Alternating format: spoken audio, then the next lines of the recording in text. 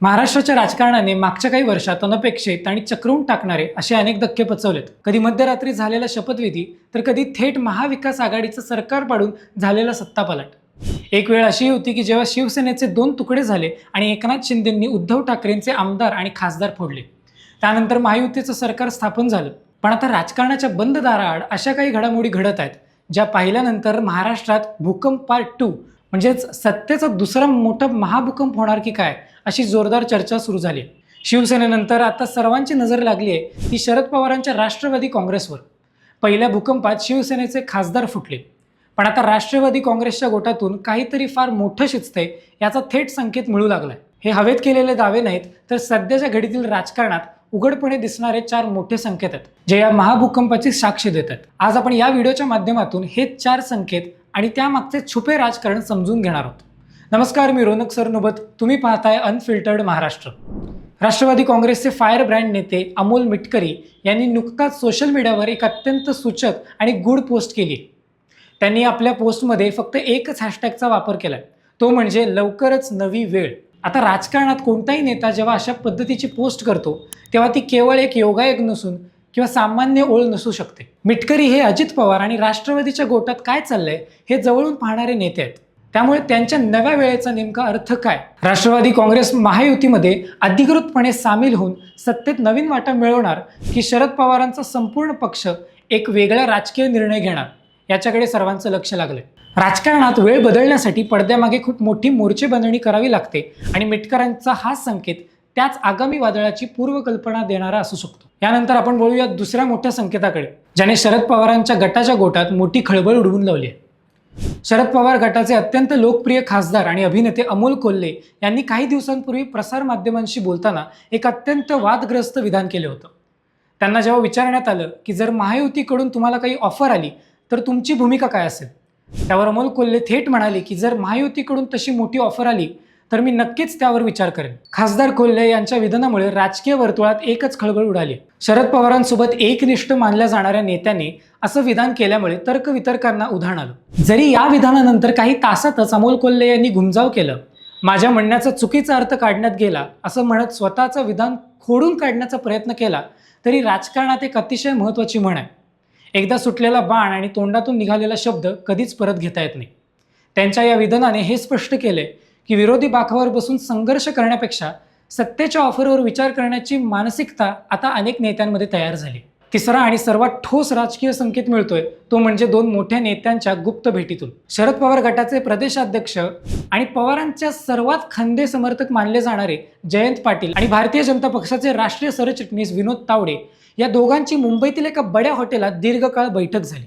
2 टोकाच्या विचारसरणीचे आणि एकमेकांचे कट्टर विरोधक असणारे हे 2 दिग्गज नेते जेव्हा बंद दाराआड तासनतास चर्चा करतात, तेव्हा तिथे केवळ सदिच्छा भेट असू शकतच नाही.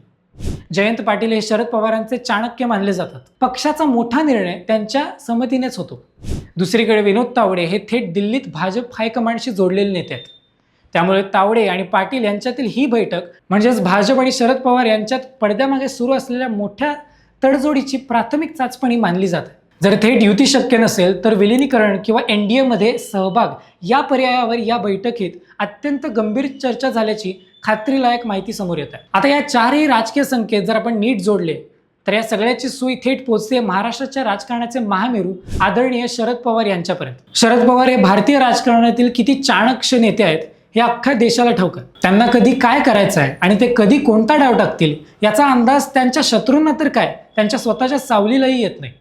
आणि म्हणूनच या संपूर्ण परिस्थितीवरून आजच्या शेवटचा आणि सर्वात मोठा प्रश्न निर्माण होतो. सध्या आंतरराष्ट्रीय पातळीवर फिफा वर्ल्ड कपचा थरारा सुरू आहे.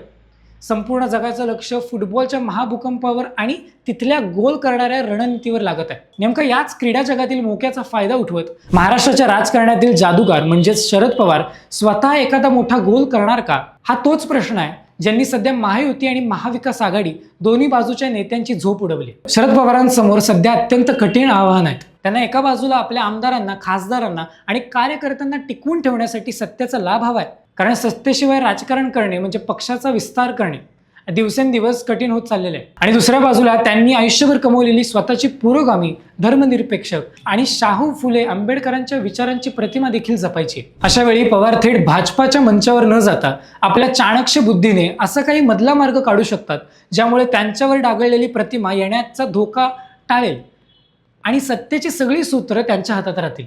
जसं फुटबॉलमध्ये डिफेंडरला चुकवून अचानक गोल केला जातो, तसंच एखादा अनपेक्षित राजकीय निर्णय घेऊन पवार संपूर्ण महाराष्ट्रात आणि देशाला थक्क करू शकतात.